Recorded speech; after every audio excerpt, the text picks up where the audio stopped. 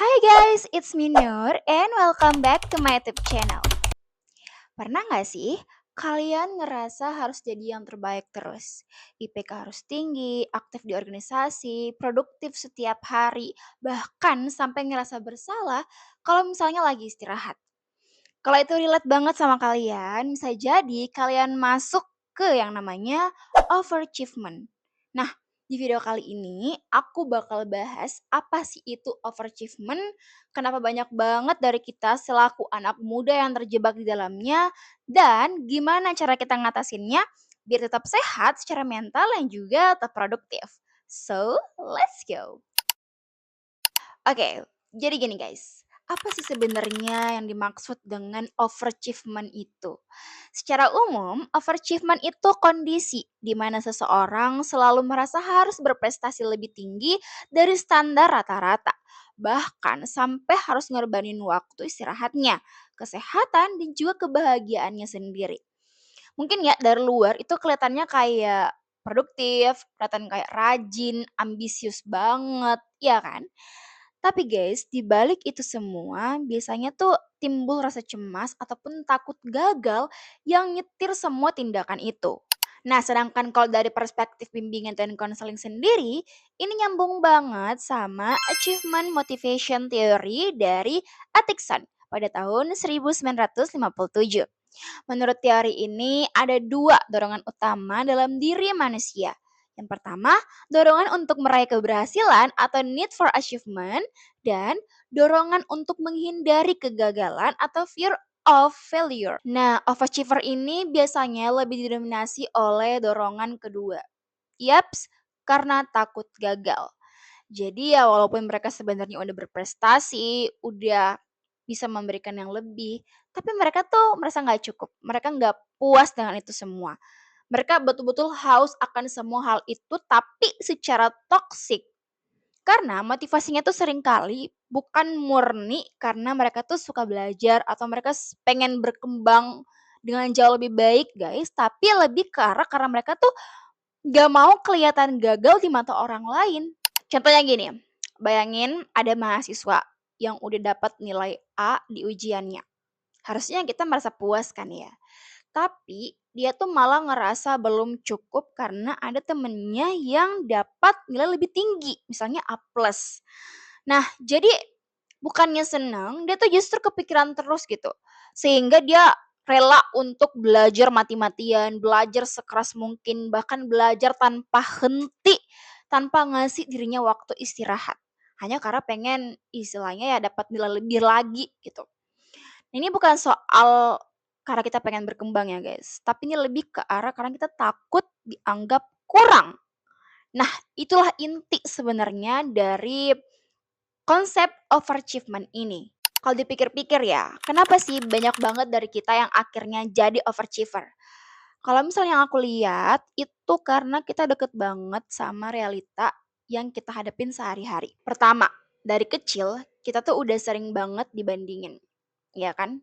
Kayak misalnya, coba deh kamu lihat tuh anak tetangga, dia tuh udah ranking satu, masa kamu enggak? Gitu kan. Misalnya kayak gitu ya. Atau bahkan gak usah jauh-jauh ke tetangga deh, bahkan dalam lingkungan rumah pun kadang kita bisa dapat perbandingan. Lihat tuh kakak kamu dapat nilai bagus, kamu juga harusnya bisa dong, kayak gitu. Nah lama-lama kita tuh jadi terbiasa mikir kalau nilai diri kita itu tuh ditentukan dari seberapa tinggi pencapaian kita dibandingkan orang lain. Jadi kayak kita tuh seakan-akan bawa beban yang harus unggul supaya bisa dianggap berharga. Dan yang kedua, media sosial. Ya, kalian pasti udah gak asing lagi lah ya dengan media sosial sekarang. Yang penuh banget dengan berbagai macam pencapaian-pencapaian yang diperlihatkan. Kayak ada orang yang udah lulus sarjana tapi langsung dapat pekerjaan, ada orang yang baru di usia 17 tahun tapi udah punya banyak banget achievement ya, banyak banget pencapaian dan lain sebagainya. Nah, otak kita itu langsung otomatis bandingin kayak, "Kok aku padahal umurnya sama dia tapi kok, jalannya berbeda ya, yang kayak pencapaiannya kok aku nggak ada," gitu. Kayak kita lebih sering banget untuk banding-bandingin itu dengan apa yang kita lihat di media sosial. Padahal yang sebenarnya kita lihat itu belum tentu itu kejadiannya, atau bahkan kita nggak lihat prosesnya aja, bagaimana mereka mencapai, pencapaian mereka itu. Pastinya juga melewati begitu banyak banget kesulitan ataupun tantangan tersendiri, ya kan? Dan yang ketiga, rasa takut gagal. Nah ini nih, banyak dari kita yang mikir kalau gagal sekali itu berarti kita nggak layak ataupun kita nggak cukup bagus, iya kan? Sehingga untuk nggak ngalamin hal itu, kita maksa diri kita untuk bekerja sekeras mungkin. Untuk belajar sekeras mungkin, ambil banyak kegiatan, pokoknya bikin diri kita selalu sibuk sampai lupa istirahat. Ya mungkin ya terlihat dari luar itu kelihatan produktif, padahal tanpa kita sadari di dalam diri kita itu ada perasaan lelah, ada perasaan overthinking, cemas, dan juga ada perasaan nggak ngerasa cukup.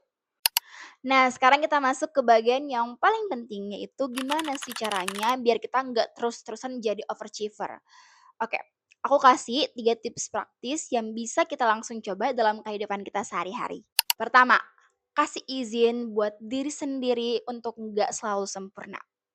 Coba deh untuk ubah pola pikir dari yang aku harus selalu menjadi yang terbaik dari yang lain.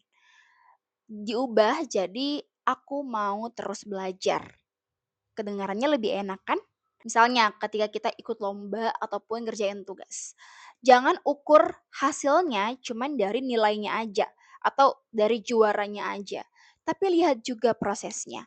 Skill apa yang kita dapat, pengalaman apa yang kita rasain. Karena dalam bimbingan dan konseling pun ini disebut dengan cognitive reframing ataupun mengubah cara pandang supaya kita lebih fokus pada perkembangan atau apa yang kita dapatkan selama proses daripada ke hasil.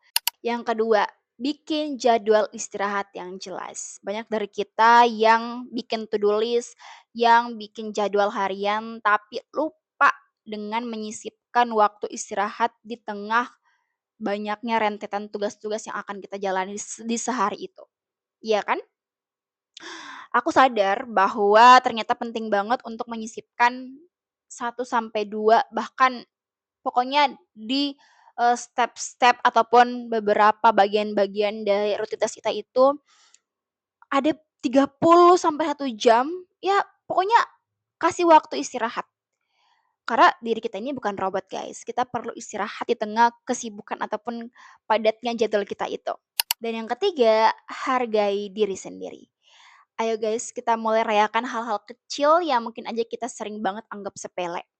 Misalnya kita berhasil bangun di pagi hari tepat waktu, kita konsisten olahraga, atau kita berani nolak ajakan yang bikin kita capek. Hal-hal yang mungkin terlihat sepele ini itu dampaknya baik banget untuk diri kita sendiri kalau kita konsisten untuk ngelakuinnya. Kalau 3 hal ini kita terapkan pelan-pelan, lama-lama kita bakal sadar untuk jadi diri sendiri yang berkembang itu jauh lebih sehat daripada kita harus terus-terusan ngejar kesempurnaan yang gak ada habisnya. Jadi guys, overachievement itu emang kesannya terlihat bagus ya, karena kita terlihat produktif ataupun sibuk. Tapi jangan sampai ambisi ini itu malah bikin kita kehilangan diri kita sendiri. Semoga video ini bermanfaat dan bisa bikin kita jadi lebih aware lagi dan mulai belajar seimbang antara produktivitas dan juga terkait dengan kesehatan mental kita sendiri. Kalau kalian pernah ngalamin di fase overachiever, coba dong share di kolom komentar supaya kita bisa saling support. Oke, sekian video untuk kali ini. Jangan lupa untuk subscribe, like, dan komen. Kalau teman-teman punya hal yang ingin dibahas di video selanjutnya, atau yang ingin diceritain, boleh banget juga untuk tulis di kolom komentar. Atau DM aku di Instagram di @nerwams. Oke, sampai jumpa di video selanjutnya. Bye!